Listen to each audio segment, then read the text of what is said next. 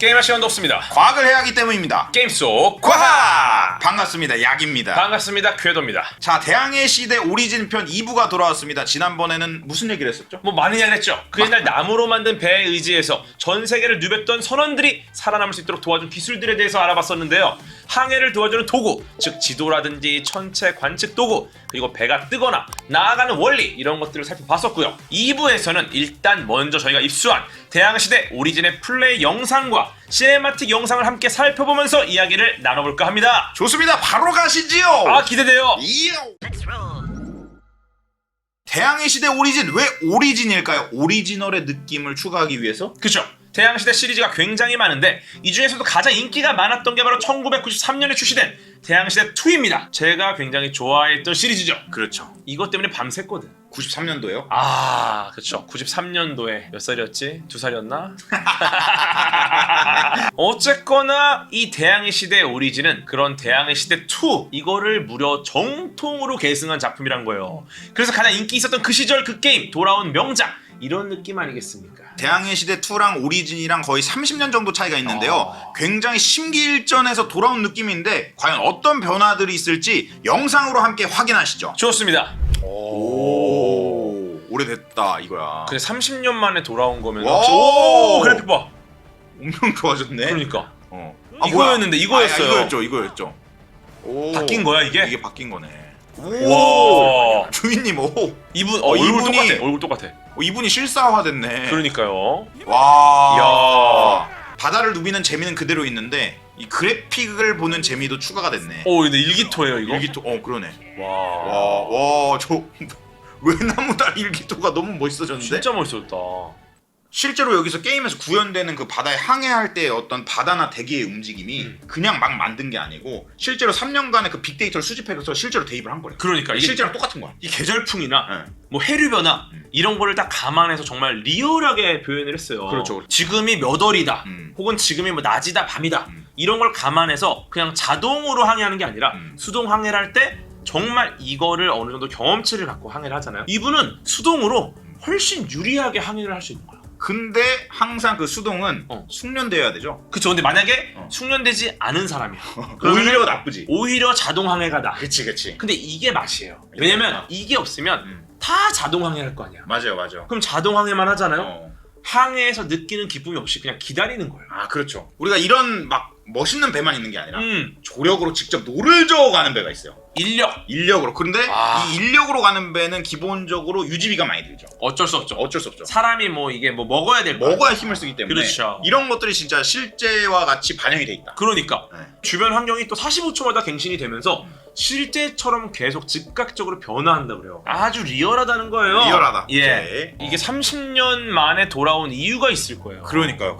이게 30년 정도 걸린다는 거야. 우리가 이걸 새롭게 이 정도까지 그쵸. 발전하기 위해서는. 네. 그리고 그 어떤 오리지널의 어떤 재미에다가 기술의 발전으로 인해서 우리가 즐길 수 있는 재미가 추가된 거잖아요. 그러니까 어느 정도 기술적 자신감, 이 오리지널을 느낌을 살리면서 엄청난 향상시킬 수 있겠다. 이걸 구현시킬 수 그쵸. 있다. 이제 네. 기회가 온 거고 때가 된 거야. 때가 됐다. 그래서 출시한 대항해 시대 오리진. 대박입니다.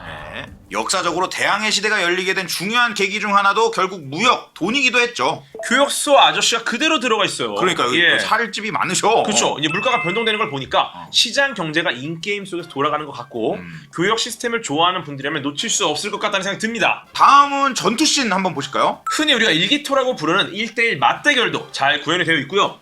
백끼리 충돌시키는 충각부터 포격전, 백병전 등 다양한 전투가 준비되어 있는 것으로 추정이 됩니다. 자, 이렇게 관련 영상을 보면서 기대감을 한껏 올려봤는데요. 이번에는 대항해 시대 오리진에서 저희에게 5가지 질문을 주셨습니다. 좋아요. 궤도님 또 이런 Q&A 좋아하시잖아요. 아주 좋죠. 네, 준비되셨죠? 질문이 5개라는 게 좀 아쉽네요. 그쵸? 예. 궤도님한테는 한 질문 한 50개 정도 해야 되나? 한 50개 받아야지 그래도 한 7시간 돌리니까. 궤도님 한 질문 3개로도 7시간 돌리시잖아요. 사실 질문의 숫자는 중요하지 않아요. 아, 그만큼 열심히 대답해 주시겠다는 걸로 알고 첫 번째 질문 가겠습니다.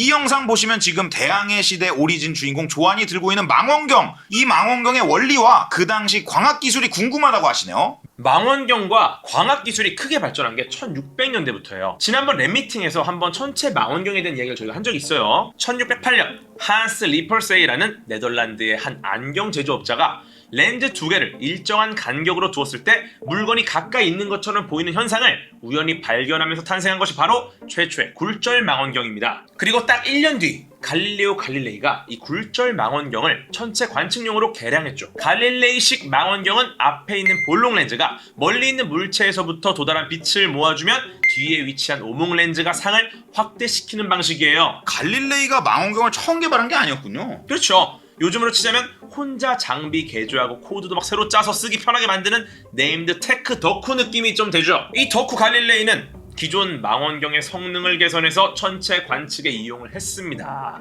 하지만 갈릴레이식 굴절 망원경은 굉장히 시야가 좁아진다는 단점이 있었어요. 이런 갈릴레이식 망원경을 개량해서 시야를 넓힌 사람이 바로 요하네스 케플러입니다. 오, 케플러 망원경. 아, 유명하죠. 유명하죠. 예. 케플러가 설계한 굴절 망원경은 갈릴레이식 굴절 망원경과는 다르게 볼록 렌즈 두 개를 씁니다. 이렇게 하면 상이 뒤집혀 보이기는 하는데 사실 천체 관측할 때는 상이 뒤집혀도 괜찮아. 상관이 없죠. 똑바로 있어도 괜찮아. 일단 보이기만 하면 돼요. 사람 보는 게 아니니까. 맞아요. 그리고 눈 쪽에 저반 렌즈 앞에 프리즘이나 거울을 두면 간단히 해결할 수 있습니다. 뒤집어진 거 정도는. 그러다 보니까 오늘날에도 천체 관측용 굴절 망원경에는 케플러식 렌즈 구성을 사용하죠.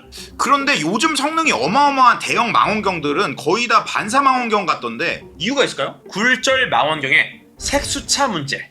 이게 아마 한 가지 이유일 겁니다. 렌즈라 하면 빛을 굴절시키지 않습니까? 그런데 가시광선은 여러 색깔이 한데 섞여 있다 보니까 색깔마다 굴절률이 달라요. 그러니까 렌즈를 통과할 때 이렇게 색끼리 서로 분리돼가지고 마치 번진 것처럼 이상하게 보이는 게 바로 색수차입니다. 쉽게 말해서 같은 맛집에서 음식을 먹어도 사람들마다 다른 기분을 느끼고 결과적으로 별점을 다르게 줘요. 만약에 모든 음식에 대한 평가가 하나로 모이면 그냥 별 5개, 별 4개 이렇게 단일화가 될 텐데 맛집마다 평가가 다 개인이 다르게 내니까 4.23점, 막 3.95점 막 이렇게 나오는 거 점수가. 이것처럼 빛도 색깔마다 다 굴절률이 다르다 보니까 한 점으로 모이지 않고 퍼지는 게 바로 색수차입니다. 초기에 이걸 해결하려고 초점거리를 막 늘려요. 엄청나게 많은 별점을 받다 보면 어느 정도 한 점으로 모이는 거죠.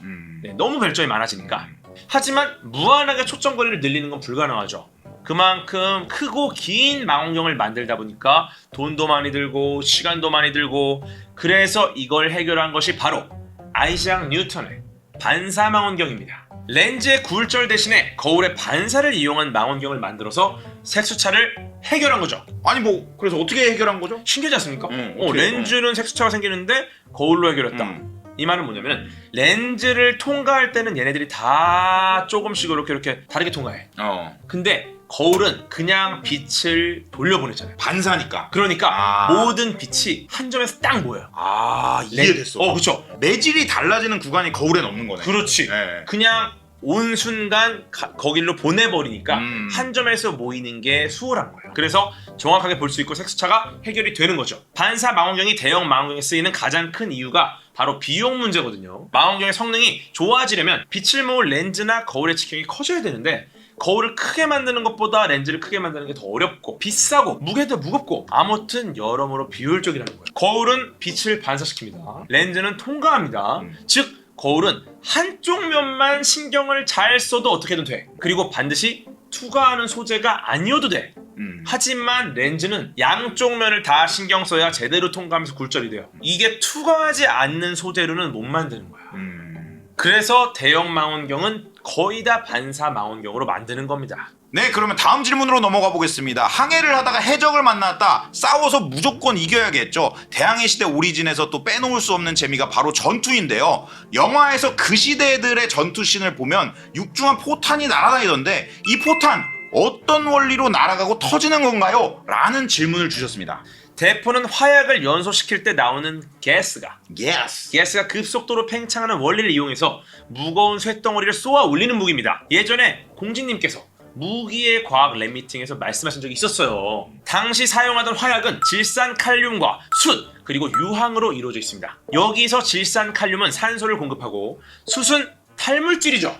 타야죠. 예, 유황은 작은 열에도 반응을 잘하기 때문에 연소를 빠르게 일으키는 역할을 합니다. 이 세 가지 물질이 반응하면서 질소 가스와 이산화탄소 가스가 분출이 되는데 이때 분출되는 가스의 부피는 고체 상태 화약 대비 약 5,000배나 된다고 합니다. 5,000배. 아, 닫힌 공간에서 부피가 갑자기 커지니까 순간적으로 굉장한 힘이 생기겠네요. 그 힘으로 포탄을 밀어내서 멀리 날려보내는 거죠. 그런데 이 포탄이 초기 포탄은 터지는 물체가 아니라 그냥 정말 무거운 쇳덩어리였습니다. 무거운 쇠공이 빠른 속도로 장애물과 병사들을 치면서 날아가다가 바닥에 내리꽂혀서 운동 에너지를 다 소진하면 멈추는 형태였죠. 막 배가 포탄에 맞고 막 불타잖아요. 그거는 고증의 오류인가요? 아니죠. 새빨개질 정도로 불로 뜨겁게 달군 대포화를 쏴서 상대방 진영이나 배에 불을 지르는 방법 역시 있었다고 합니다. 배를 나무로 만들다 보니까 불이 잘 붙을 수밖에 없겠네요. 네, 그리고 폭발하는 포탄도 14세기 후기쯤 처음 개발돼서 16세기부터는 실제로도 사용했다고 합니다. 이때 쓰인 포탄은 주물로 만든 무쇠공에 화약과 쇠 조각을 채워 넣은 형태로 포탄 중앙에 화약을 묻힌 끈, 도화선을 꽂아서 불로 붙이면 어느 정도 시간이 흐른 뒤에 터졌죠. 이것이 바로 우리가 흔히 영화에서 보는 폭발하는 포탄입니다. 자, 그런데 전투보다 덜 위험하면서 돈도 많이 벌 수 있는 건 뭐니 해도 교역 아니겠습니까? 그렇죠. 사실은 항해, 이것도 돈 벌려고 하는 거거든요. 맞죠. 그런 의미에서 교역에 관한 질문 들어갑니다. 대항해 시대 오리진 속에서도 구현되어 있는 16세기 대항 무역화폐 두카트. 그 시절 어떻게 순도 98%의 금의 기축통화를 만들 수 있었던 건가요? 먼저 두카트가 뭔지부터 살펴보자면 13세기에서 19세기 유럽 지역에서 쓰인 공용화폐입니다. 순금 98.6%에 약 3.5g짜리 동전으로 1284년 베네치아에서 처음 만들어져 점차 사용처가 넓어졌던 화폐예요. 베네치아에서 만든 건 순도가 더 높아져갖고 99.47%까지 순도가 나왔어요. 와.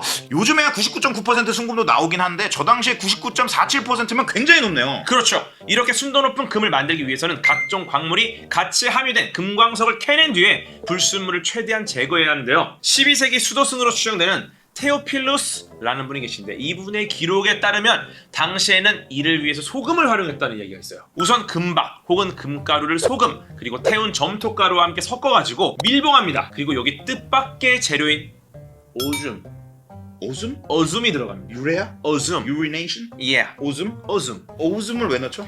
어줌에 있는 산성분이 화학 반응이 일어나는 걸 좀 도와준다는 얘기였어요. 아우, 오줌. 예. 이 혼합물을 가열하면 소금이 분해되면서 생성된 염소가 은과 반응해서 금과 분리하기 쉽게 된다고 합니다. 이때 주의할 점은 금이 녹지 않도록 1000도 미만까지만 가열해야 하는 점입니다. 이렇게 한 사이클을 돌리면 37.5%의 금 함량을 93%까지 높일 수 있었다고 합니다. 야, 아직 갈 길이 좀 남았지만 37.5%에서 93%면 엄청나게 올렸네요. 엄청나게 올렸죠. 네. 여기서 더 순도를 끌어올리기 위한 방법은 강한 산으로 처리하는 겁니다. 질산은 은을 녹일 수는 있는데 금은 녹이지 못하기 때문에 은에서 소량의 금을 고순도로 분리하는 데 사용했고요. 진한 염산과 진한 질산이 섞인 왕수로 처리하면 금은 용해되고 은은 앙금 형태로 침전되기 때문에 이를 여과하고 남은 용액에서 수분을 증발시키고 가열해서 고순도의 금을 회수하는 방법으로 금의 순도를 더욱 높일 수 있었죠. 그런데 이렇게 바닷길을 통해 항해를 하고 전투를 하고 교육을 하려면 무엇보다도 배의 성능이 중요하지 않습니까? 맞습니다. 배의 성능이 굉장히 중요하고 대항해 시대 시리즈에서도 배에 같이 넘어오면 썩 꺼져 라는 명대사가 있죠. 오, 잘하는데? 이쯤에서 네 번째 질문 드리겠습니다. 그 시절 갤리오 함선은 어떻게 만들었을까? 입니다. 게임에서도 항해를 잘하려면 일단 좋은 배가 있어야 하잖아요. 전투할 때도 배의 내구도가 중요하고 교역을 해도 배에 얼마나 많은 교역품을 안정적으로 실을 수 있는지가 엄청 중요하잖아요. 그렇죠. 그런데 게임에서는 재료랑 설계도랑 돈만 구해다 갖다 주면 알아서 뚝딱뚝딱 만들어주지만 현실에서는 굉장히 복잡한 문제였을 거란 말이죠. 맞습니다. 생각보다 고려할 게 많아요. 배의 크기와 모양, 도세, 개수, 크기 등등. 게다가 그런 특징 하나하나에 따라서 배의 기동성, 안정성, 내구도 이런 스펙들이 결정이 나기 때문에 목숨 걸고 항해를 떠는 입장에서 고민을 많이 할 수밖에 없어요. 갤리온 전에는 주로 어떤 배가 사용됐을까요? 먼저 15세기에 들어서는 엔리케 왕자가 아프리카 서해안을 탐험할 때도 사용했던 캐라벨이 있습니다. 워라벨 아니라 캐라벨. 사각도체에 비해서 방향 전환이 쉬운 삼각도만 3개를 달아서 역풍이 불어도 문제가 적고 거친 파도를 잘 뚫지만 규모가 작아 대양 항해보단 연안 항해에 적합했죠. 그래서 더 긴 거리 항해를 위해서 나온 배가 바로 카락이었습니다. 카락과 갤리오는 상당히 유사한 특징을 가지고 있지 않나요? 둘 다 굉장히 유명한 배죠. 둘 다 순풍을 받을 때 힘을 많이 얻을 수 있는 사각돛과 역풍이 불어도 헤쳐나갈 수 있는 삼각돛이 함께 달려있어요. 우리가 이건 이미 1편에서 이야기했었어요. 삼각돛이 있기 때문에 역주행하는 사람들을 피하면서도 이걸 이용해서 조금씩 앞으로 가는 방법이 있다. 지그재그 아니었을까? 각도를 잘 조절하면은 갈 수 있어. 이 원리가 있기 때문에 우리는 삼각돛이 달린 배를 선택하는 겁니다. 또 당시 배를 건조할 때 목재끼리 결합하는 방식이 크게 클링커 이음과 카베리움 2가지가 있습니다. 클링커 이음은 각 판재들 겹치게 해서 고정하는 방식으로 내구성이 좋아서 13세기에서 15세기까지 일반적이었어요. 하지만 제작식품이 많이 들어서 대형 선박을 만들 때는 적합하지 않았거든요. 그러면 대형 선박인 카락과 갤리오는 카벨리움으로 만들어졌나요? 그렇죠. 카베리움은 목재를 겹치지 않고 서로 맞대어 결합시켜 대형 선박을 만들기 편한 대신에 상대적으로 내구성이 줄기 때문에 선박 건조의 첫 단계에서 만드는 갈비뼈 모양의 뼈대를 더욱 튼튼하게 만드는 것으로 이를 보완을 했습니다. 그렇다면 갤리온과 카락의 차이는 뭔가요? 너무 좋은 질문인데 갤리온은 카락을 발전시킨 일종의 군용선이에요. 갤리온이 카락보다 배의 길이가 긴 데 비해 폭은 상대적으로 좁아가지고 더 날렵하고 기민한 기동력을 갖췄습니다. 배의 가장자리에 더 많은 포를 배치할 수가 있었고요. 그 외에도 몸체가 낮아서 안정성은 높아지고 전복 위험성이 줄었습니다. 그렇군요. 그런데 이 갤리오는 나무로 만들지 않았습니까? 주로 어떤 나무를 사용했나요? 선체 중심선을 따라 배밑을 뱃머리부터 꼬리까지 가로지르는 용골에는 오크, 즉 참나무, 돛을 다는 기둥인 마스트에는 소나무, 이렇게 중요한 뼈대가 되는 부분에는 가볍고 단단한 목재를 주로 썼는데요.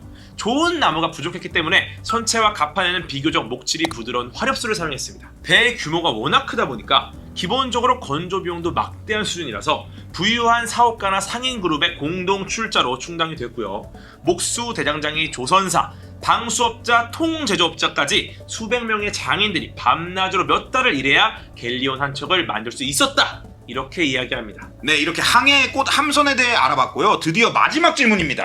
좋습니다. 마지막 질문은 제가 한번 소개를 해보겠습니다.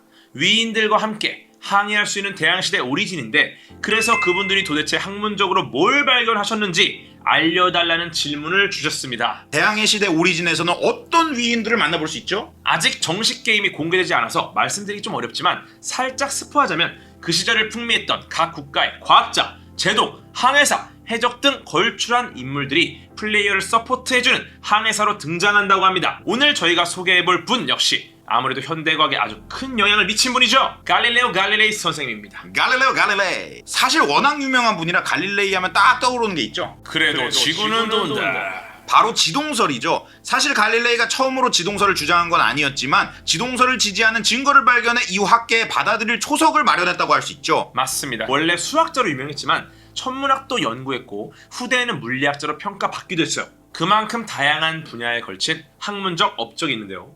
특히 천문학 분야에서는 앞서 말했듯 직접 개발한 망원경으로 관측한 결과를 세세하게 기록하고 분석했죠. 어떤 것들을 발견했죠? 일단 목성을 관찰하다가 4개의 위성을 발견해서 모든 천체가 지구를 중심으로 돈다는 기존의 세계관을 뒤집었습니다. 토성의 고리를 처음으로 관측했고요. 달 표면의 굴곡을 스케치했어요. 또 태양의 흑점을 관측해서 당시 신이 빚은 천체는 완전 무결하다는 교회의 견해를 반박했습니다. 심지어 은하수가 수많은 별들로 이루어져 있다는 사실도 확인해서 인류의 사고가 한 단계 확장될 초석을 마련한 셈이죠. 특히나 금성의 위상 변화, 그러니까 달처럼 작아졌다 커졌다 하는 상망 현상을 관측하고 분석해 지동설을 뒷받침하는 강력한 증거가 되지 않았습니까? 그렇죠. 금성의 위상 변화를 분석했더니 아무리 봐도 지구를 중심으로 돌고 있는 것 같지 않았단 말이에요. 보아하니까 금성이 초승달 모양일 때 가장 크게 보이고 보름달 모양으로 보일 때 가장 작게 보이는데 이게 천동설로는 도저히 설명이 안 돼. 그래가지고 더 계산을 해봤더니 금성은 스스로 빛을 내는 게 아니라 태양빛을 반사해서 우리한테 보이는구나, 이걸 알게 됐고요. 지구랑 금성 모두 태양을 중심으로 돌고 있어야 이 모든 관측된 천체 현상이 말이 되더라, 이 말입니다. 하지만 이 주장 때문에 종교 재판을 받고 고생을 하기도 했죠. 네, 사실 갈릴레이는 발견한 목성의 위성에 당시 재력가였던 메디치가의 이름을 붙일 정도로 약간 요거 사바사바에 능한 핵인싸였기 때문에 교황하고도 친했다 그래요. 뭐 종교 재판 역시 당시 종교계 상황 때문에 받은 거였지 처벌이 그렇게 심하지도 않았다는 얘기도 있고 실제로 그 유명한 그래도 지구는 돈다 이 말도 딱히 한 적이 없다는 이야기도 있어요. 그런데 이런 갈릴레이가 게임 속에서는 어떻게 표현될지 정말 기대가 됩니다. 그러니까요. 정식 출시되면 저도 꼭 한번 해봐야겠어요. 네, 대항해 시대 오리진석 과학 이야기 1부에 이어서 정말 길게 달려봤습니다. 굉장히 많은 정보를 다뤄봤는데요. 그렇습니다. 저희가 다룬 정보가 너무 많아서 기억이 잘 안 나실 수도 있어요. 그럴 땐 어떻게 합니까 형님? 대항해 시대 오리진 8월 23일부터 런칭한다고 합니다. 오 재밌겠다. 아직 사전 예약 안 하신 분 없겠죠? 설마 없겠지? 안 될까 하겠어 이렇게 하는데 나도 했거든. 출시 후 게임을 직접 해보시면서 저희가 전해드린 내용을 다시 떠올려보면 사람이 또 관련된 내용을 보면 기억이 떠오르지 않습니까? 돌아오죠. 복습의 효과까지 얻으면서 정말 유익한 시간 보내실 수 있을 거라고 생각합니다. 대항해 시대 새로운 시리즈를 기다려오신 분들 아니면 대항해 시대에 대한 추억이 있으신 분들 아니면 이번 게임 속 과학을 보고 흥미가 생기신 분들이라면 대항해 시대 오리진 꼭 한번 즐겨보시는 걸 추천드리겠습니다. 저희는 다음 시간에 더 재미있는 과학 콘텐츠로 돌아오겠습니다. 게임할 시간도 없습니다. 과학을 해야 하기 때문입니다. 게임 속 과학! 다음 시간에 만나요. 안녕.